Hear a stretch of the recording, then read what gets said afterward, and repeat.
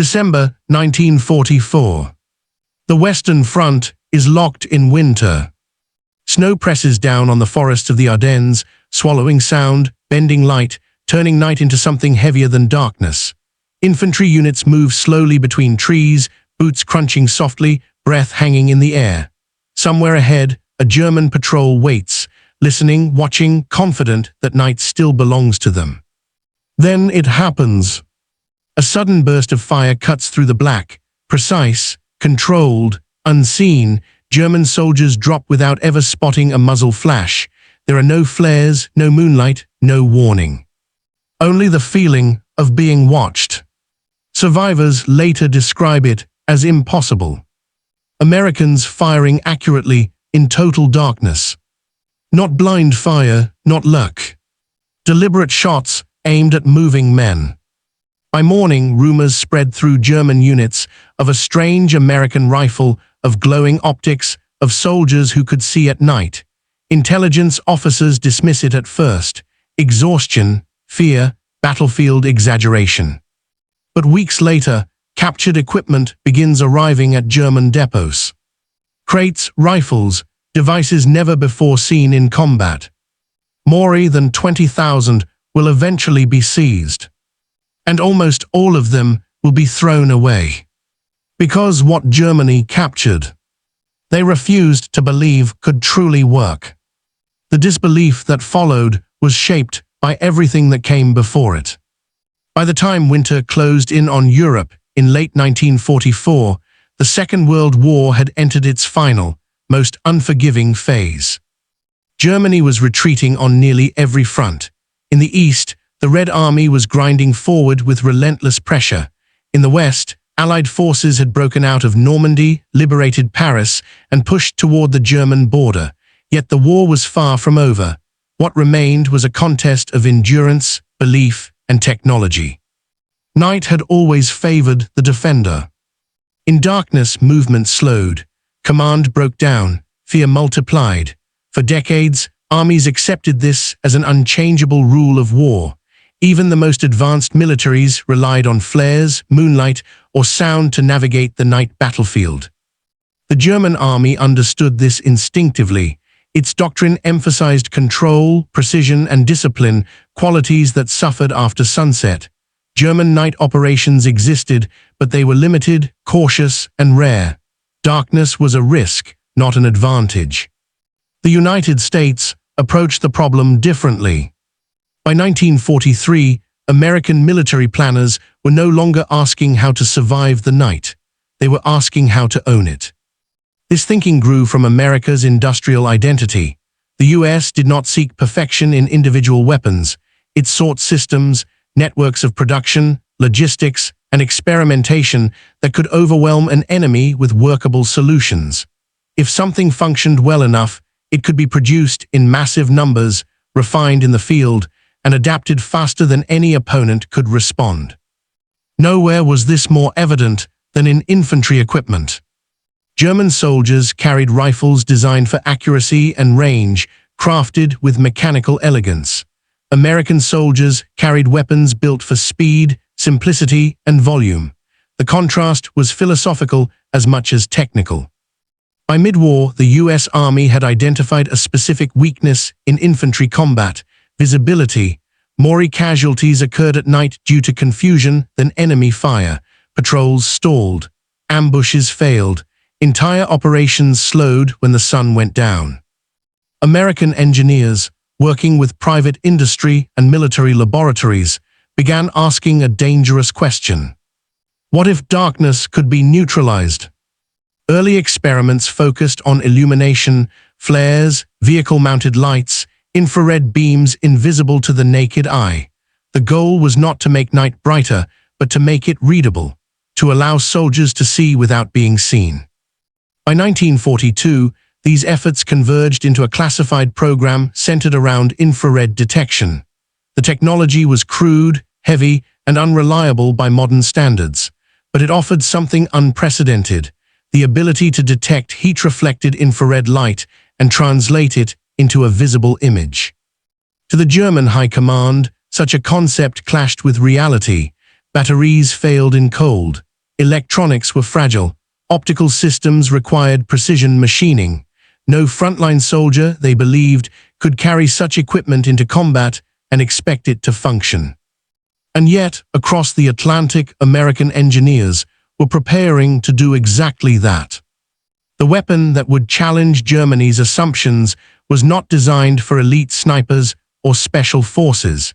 It was designed for ordinary infantry. And it would soon enter the war quietly, without announcement, without spectacle, appearing first in the hands of soldiers moving through the dark. That quiet arrival would force German intelligence to confront a problem they had not prepared for. A problem that began not with firepower, but with belief. The foundation of the weapon Germany would later dismiss as impossible began not in secrecy, but in compromise. By 1940, the United States Army faced a practical problem. The standard infantry rifle, the M1 Garand, was powerful, accurate, and reliable, but heavy and cumbersome for support troops, paratroopers, vehicle crews, and officers. These soldiers needed something lighter, something shorter, something that could be carried without slowing movement. The solution became the M1 Carbine. It was not intended to replace the rifle. It was meant to fill the space between a pistol and a full-length battle weapon. Lightweight, semi-automatic, easy to manufacture, easy to train. From the start, the M1 Carbine reflected American wartime priorities. Over 6 million would be produced, more than any other U.S. small arm of the war. It was not perfect. Its cartridge lacked stopping power at range. Its accuracy was limited, but it worked, and it worked consistently. This made it ideal for experimentation. At the same time the carbine entered mass production, American scientists were already exploring a parallel track: infrared illumination. Research into invisible light had existed since the 1930s, but war accelerated everything. Laboratories at MIT, General Electric, and RCA were tasked with one objective: give soldiers the ability to detect enemies without revealing their own position. The challenge was immense. Infrared systems required three components: an infrared light source, a detector sensitive enough to receive the reflected light, and a power supply compact enough to be carried by a human being. Early systems were bulky, fragile, and consumed power at alarming rates. Yet by 1943, prototypes began to show promise. The U.S. Army paired this experimental technology with the M1 Carbine, creating the sniperscope M2, later refined into the M3. The system consisted of an infrared projector mounted above the barrel, a scope that translated reflected infrared light into a visible green image, and a battery pack carried on the soldier's back. The setup was awkward, the batteries were heavy, the effective range was limited to roughly 70 yards, but within that range, the system worked. A soldier could see another human being in total darkness. The first field deployments occurred in the Pacific Theater, where jungle fighting and night infiltration demanded unconventional solutions. Feedback was mixed. The system required training and discipline. Batteries failed, equipment broke. But when it functioned, it changed the fight. By late 1944, the technology was quietly introduced into Europe. Units equipped with the infrared-equipped M1 Carbine were assigned to patrol duty, perimeter defense, and ambush operations, especially in forested terrain where visibility collapsed after sunset. German forces had no equivalent system in active service. While Germany had experimented with infrared devices, most remained in prototype form, restricted to vehicles, or never deployed beyond trials. The German approach favored precision engineering over rapid field adaptation. If a system could not be perfected, it was often abandoned. The American approach was the opposite. If it worked once, it went to war. To German soldiers encountering it for the first time, the effect was unsettling. Men were hit by accurate fire without seeing muzzle flashes. Patrols reported being tracked through darkness. Prisoners spoke of Americans who looked straight at us at night. At first, these reports were dismissed. But disbelief would not survive contact with captured equipment. And when German intelligence officers finally laid the devices out on examination tables, the reaction was not fear. It was rejection, because what lay before them challenged their understanding of what was possible on a battlefield. And that challenge would soon force a decision with lasting consequences. For the American infantryman, night was no longer an empty space. Wearing the infrared-equipped M1 Carbine was not glamorous. The scope added weight to the front of the weapon. The battery pack pulled against the shoulders. Cables snagged on branches. Movement required care. Discipline mattered. But when darkness fell, the balance shifted. Through the scope, the world appeared in muted shades of green. Trees glowed softly. Human figures stood out against colder backgrounds. Motion, normally hidden, became visible again. A soldier did not need moonlight. He did not need flares. He needed patience. Patrols learned to move slowly, scanning tree lines, waiting for silhouettes to separate themselves from shadow.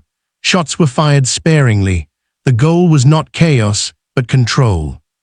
In after-action reports, American units described an unfamiliar advantage: confidence. The fear of unseen movement receded. Soldiers knew they could see first. That knowledge changed how they stood watch, how they advanced, how they held ground. For German soldiers, the night had always offered protection. That protection began to fail without warning. Men reported being fired upon without hearing movement. Others swore they were watched. Some believed Americans were using flares too quickly to be seen. Others suspected informants. The idea that infantry could see in total darkness was dismissed as fantasy. German training emphasized discipline under fire, but it did not prepare soldiers for invisibility as a weapon. When patrols vanished, explanations were improvised. When casualties mounted, frustration grew. Captured soldiers spoke of fear, not of the weapon itself, but of uncertainty. Darkness had become unreliable. From a tactical standpoint, the impact was limited but precise. The infrared system did not dominate battles. It did not decide campaigns. Its numbers were small relative to the scale of the war, but in specific contexts, ambushes, perimeter defense, reconnaissance, it broke established patterns. German night probes failed more often. American units gained intelligence without firing a shot. Small engagements ended before they began. In war, disruption does not require scale, it requires timing. And this technology arrived when Germany could least afford uncertainty. That uncertainty would soon reach far beyond the battlefield. Because eventually, German forces did not just face the weapon. They captured it. And with it, a choice. When German technical officers first examined the captured equipment, their reaction was restrained, almost clinical. The M1 Carbine itself drew little interest. German analysts considered it inferior to their own infantry rifles, lighter, less accurate at distance, and firing a cartridge they viewed as underpowered. It was the mounted apparatus that drew attention. The infrared projector, the optical scope, the battery system. German doctrine valued mechanical elegance and durability. Electronics were treated with caution. In late 1944, Germany faced acute shortages of copper, rare metals, and stable power sources. Batteries, in particular, were unreliable in cold weather and difficult to replace. From a German perspective, the system violated several assumptions at once. It relied on electronics at the front line. It depended on batteries under winter conditions. It sacrificed simplicity for effect. To German engineers, this was not innovation, it was fragility. Captured infrared carbines were sent to testing facilities and intelligence depots. Reports circulated among technical branches. The conclusions were consistent. The system worked, but only under ideal conditions. Limited range, heavy power requirements, high maintenance burden. German evaluators questioned its practicality. They compared it to their own experimental infrared projects, many of which had been abandoned precisely because they were not battlefield-ready. In their view, the Americans were fielding prototypes prematurely. One report summarized the concern bluntly: the weapon could not be relied upon under real combat stress. In a military culture built on reliability and predictability, that assessment was damning. Yet the greatest impact of the weapon was not technical. It was psychological. Even limited use created exaggerated fear. German soldiers did not know how many Americans possessed the device. They did not know its limitations. They only knew that darkness could no longer be trusted. The Americans had not intended to wage psychological warfare with the system, but uncertainty did the work for them. Fear spreads faster than technology. And by the time German High Command fully understood what they were facing, the war was already closing in around them. The decision that followed would be shaped not by what the weapon could do, but by what Germany believed it should do. That belief would reach its breaking point during formal evaluations. By early 1945, the war had compressed time. German units were collapsing toward the Reich, supply lines fractured. Command authority thinned with every retreat. Yet even in this chaos, the German military bureaucracy continued to function, documenting, categorizing, evaluating. Captured American equipment flowed inward from the front. Among it were thousands of M1 carbines fitted with infrared systems. Some had been abandoned in retreats, others seized from overrun positions. Many arrived incomplete, battery packs missing, cables cut, optics damaged, but enough remained intact for evaluation.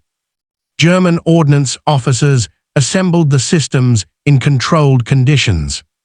They tested them indoors. They tested them at night. They tested them in cold weather. The results confirmed earlier reports. Yes, the system allowed a soldier to see in darkness. Yes, it functioned without visible light. And yes, within limited range, it worked. But it also failed. Batteries drained quickly. The infrared projector revealed a faint red glow when viewed directly. The equipment required careful handling and specialized training. In a war where German soldiers were being rushed to the front with minimal preparation, this mattered. The conclusion began to harden. The system was real but unsuitable. German intelligence reports used careful language. They described the weapon as theoretically effective but operationally impractical. Some went further, calling it unreliable or illusory under combat conditions. Behind the language was disbelief.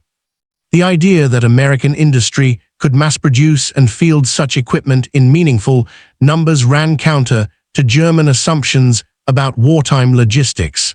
To them, this was a technical curiosity, not a weapon of consequence. And so a decision took shape.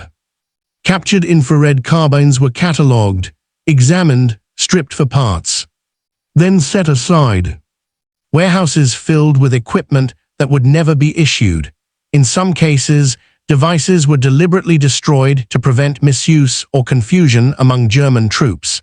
Batteries were discarded, optics dismantled. Estimates compiled after the war suggest that more than 20,000 infrared-equipped carbines passed through German hands during the final months of the conflict. None were adopted into service. None were deployed in combat. At the moment Germany could least afford to ignore a new advantage, it chose to reject it. That choice marked a turning point, not in the battlefield outcome, but in the story of belief versus adaptability. Because the war would end before the consequences of that decision fully unfolded. And when it did, history would judge it quietly. The story of the rejected American weapon did not end in warehouses. It echoed in operational reports, in strategic planning, and in the quiet corridors of the German High Command. By February 1945, Allied forces had crossed the Rhine. German positions were collapsing. Intelligence officers revisited the captured infrared carbines, considering whether desperate circumstances might justify field deployment. Could these devices, previously dismissed as impractical, now offer even a marginal edge? The assessment remained unchanged. Even under extreme necessity, the equipment was too fragile. Batteries would fail in freezing conditions. Training time was insufficient. Maintenance requirements exceeded the available manpower. Any attempt to deploy the systems en masse risked confusion, injury, and wasted effort. High-ranking technical officers recorded their recommendations in a tone bordering on exasperation. The Americans had done the impossible, but that impossible was irrelevant. To Germany, the weapon existed in theory, not in practice. The choice to destroy or store the devices reflected a strict adherence to doctrinal principles. Only proven, reliable technology would see the field. Meanwhile, American units, unaware of the extent of the captured stocks, continued limited deployments. Reports filtered back from the front, German troops moving cautiously in darkness, patrols hesitant, and surprise engagements increasingly in favor of U.S. soldiers equipped with the infrared system. The fear it instilled was disproportionate to the scale of its use, a psychological multiplier far beyond its tactical footprint. The captured devices, therefore, represented a paradox. They were real, they were effective, yet in the hands of the enemy they were treated as irrelevant. In some depots, the destruction was deliberate. Batteries were punctured, optics shattered, cartridges removed. In others, the carbines languished, ignored, untouched, as the war accelerated toward its conclusion. By the time Allied forces liberated these depots, thousands of systems were gone, lost to disbelief and bureaucratic caution. The moment Germany turned away from this technology encapsulates a critical truth about warfare. Innovation alone does not guarantee adoption. Belief, doctrine, and institutional readiness are equally decisive. A weapon may be proven in the field, but if it challenges assumptions too radically, it can be discarded, even by those who desperately need an advantage. And yet, for the Americans who wielded it, the story was different. Night was no longer an adversary. Darkness had been mapped, read, and subdued. What was impossible to the enemy had already reshaped the battlefield, if only in small, precise increments. This moment, captured, examined, rejected, and destroyed, would resonate long after the war. It would inform post-war doctrine, shape future technology, and serve as a cautionary tale. In war, sometimes the greatest threat is not the enemy outside, but the skepticism inside. The consequences of this rejection would soon extend beyond the soldiers on the ground, affecting strategy, development, and the evolution of modern warfare. With the surrender of Germany in May 1945, the scale of the war's technological experiments came into focus. Allied forces catalogued thousands of captured German positions, weapons, and facilities, but the story of the 20,000 infrared-equipped M1 carbines revealed something more subtle, a clash between innovation and perception. American reports detailed the operational use of these devices. Although deployed sparingly, they demonstrated that night combat no longer belonged solely to the defender. Infantry units could maneuver with precision after dark. Ambushes could be initiated and countered with an unprecedented clarity. Patrols that would have stalled for fear of unseen enemies now moved confidently. For those who carried them, the M1 carbine with infrared optics was a force multiplier, small in number but decisive in effect. In contrast, the German experience highlighted institutional limitations. Across dozens of depots, officers recorded the captured equipment, ran evaluations, and concluded uniformly: the system was too fragile, too maintenance-intensive, and too dependent on conditions beyond the soldier's control. The very inventiveness that made the weapon functional in American hands rendered it impractical in the eyes of German doctrine. This divergence underscored the broader strategic differences between the two nations. The United States embraced adaptability and mass production. Even imperfect technology could be issued, tested, and refined in the field. Germany emphasized perfection, engineering elegance, and reliability, anything unproven or complex was often discarded.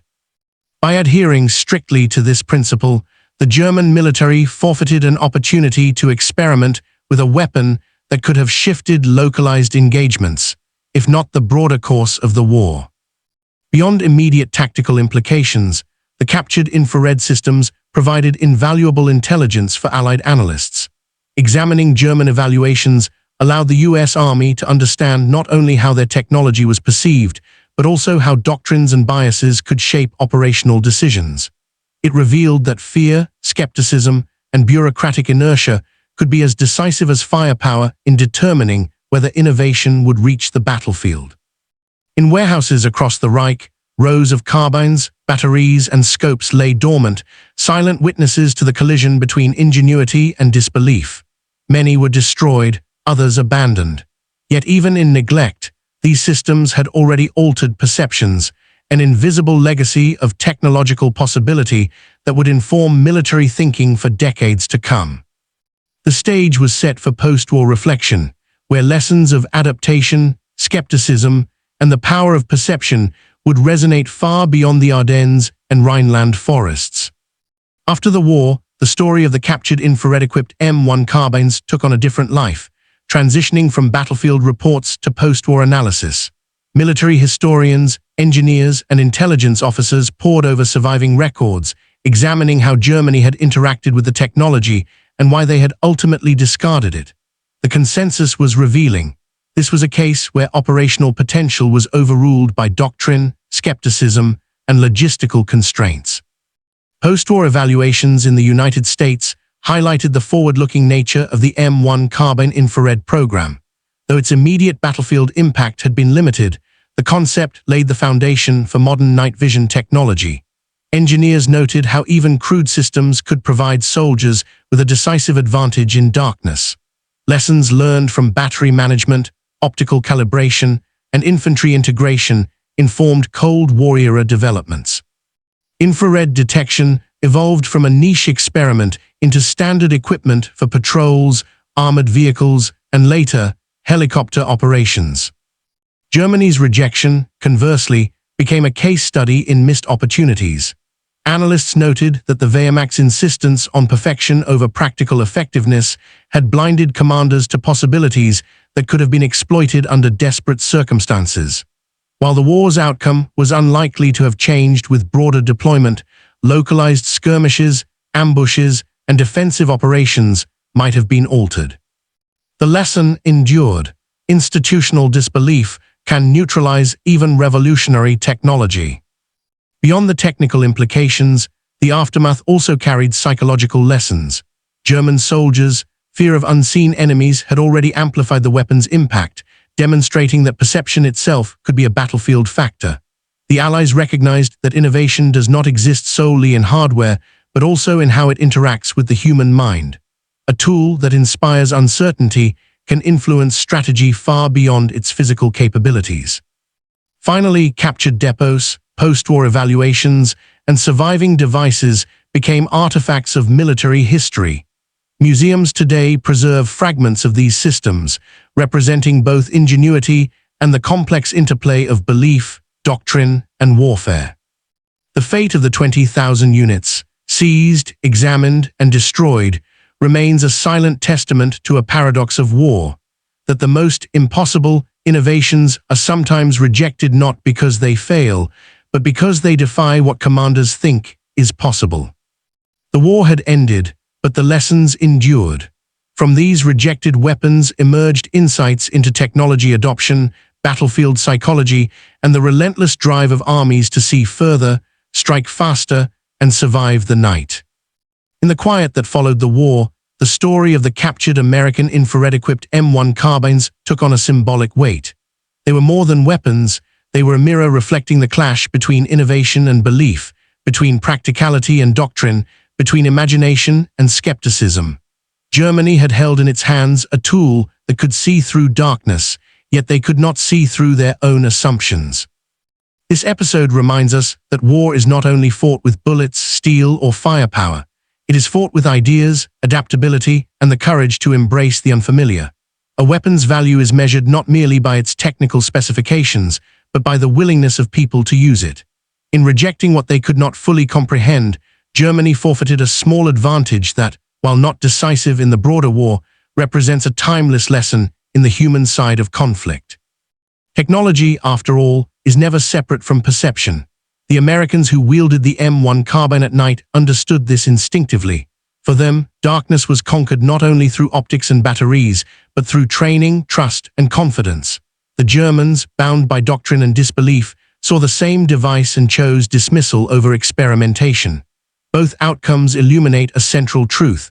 Progress in warfare depends as much on mindset as it does on machinery. Today, the legacy of those discarded weapons lives on. Modern night vision technology, infrared scopes, and battlefield electronics trace their lineage back to those small, green-lit devices that once prowled Ardennes forests. Their story is a reminder that innovation can be invisible, its effects subtle, yet enduring. It shows that history often pivots not on the mightiest guns or largest armies, but on the decisions we make when confronted with the extraordinary. And so the impossible weapon survives, less in hardware than in lesson. A quiet echo from the snowy nights of 1944, teaching that seeing farther than the enemy requires not just vision, but the courage to trust what you see.